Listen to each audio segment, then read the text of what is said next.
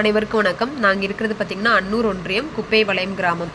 எங்களது போர்வெல் வந்து ரிப்பேர் ஆயிடுச்சுன்னு அந்த மோட்டரை கழட்டும் போது பார்த்திங்கன்னா அந்த பைப்புகளாக ஒரு மாதிரி கருப்பாக களிம்பு மாதிரி படிஞ்சிருந்தது.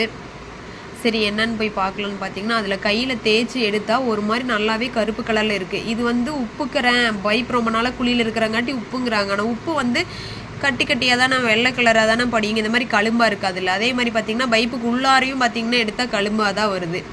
இது என்ன காரணம்னா, நம்மளுக்கு பக்கத்தில் கொஞ்சம் கம்பெனிஸ் எல்லாம் இருக்குது. அவங்க வந்து அவங்களோட கம்பெனி கழிவு தண்ணியை வந்து சுத்திகரிக்காமல் நிலத்தில் விடுறாங்காட்டி இந்த மாதிரி நிலத்தடி நீர் மாசுபட்டுருச்சு.